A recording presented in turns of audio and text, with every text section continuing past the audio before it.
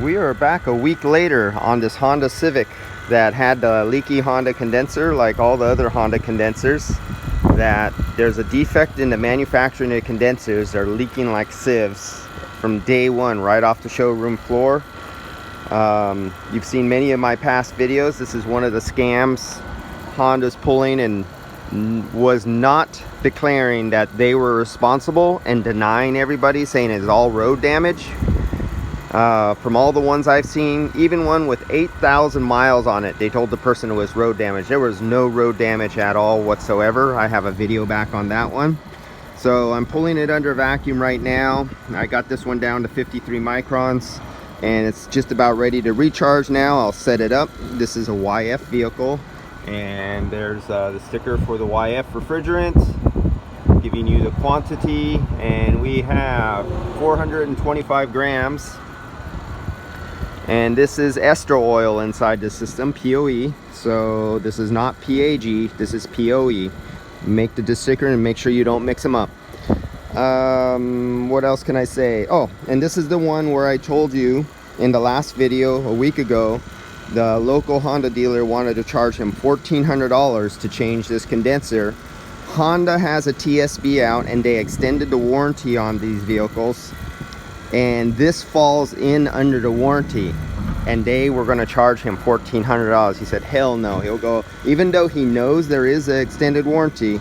The body man, this is a mechanic, this is a body man at a body shop who knows Honda has extended warranty. He wants nothing to do with Honda.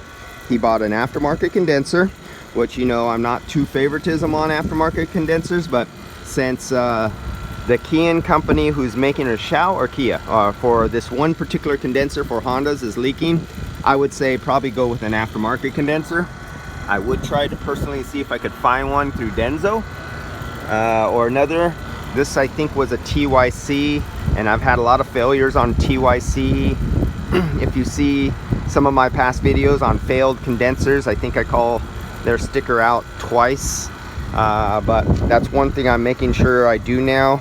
When I do take out time to take a video of a brand new failed aftermarket condenser, is to get the label of the company that's doing the importing of the condensers and show everybody which ones am I finding in my local area that are constantly causing shops comebacks and upset customers, loss of money, cash flow revenue, upset technicians because they have to keep doing them over and over again. The insurance companies keep telling the body shops they have to put on really cheap aftermarket condensers, trying to lay the blame off on the body shop, but it's not the body shop in all instances, not in some, but in all. It's the insurance company telling them use the economy part, and the economy part is causing some comebacks.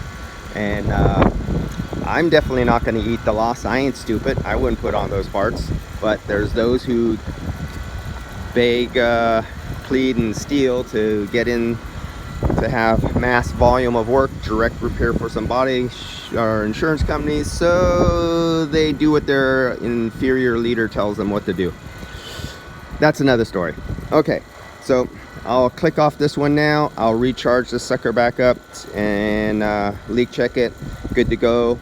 Maybe show you another video of some of the refrigerant pressures, because just like all cars, guys who have a specific car and they're a do-it-yourself person and they get information that isn't always so correct about what kind of pressures you should see on your thing, because they go, oh, I should charge by pressure or I should charge by temperature. No, you don't charge by pressure or temperature. You charge by weight, kilograms, grams, not by pressures or bubbles in a sight glass. That's another thing. Never use the bubbles in the sight glass. Don't try charging by dash duct temperatures, and don't try charging by pressures.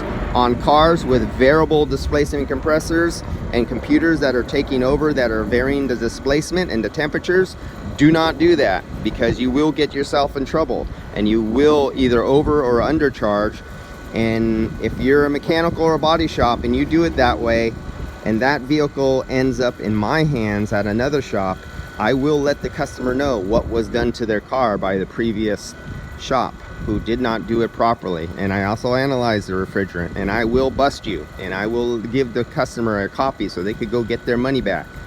And this has happened more than once or more than 100 and more than 1,000 times, and I will continue doing it, busting shops who do half-ass work intentionally by being cheap, lazy, and ignorant. Alright guys, catch you on the next one.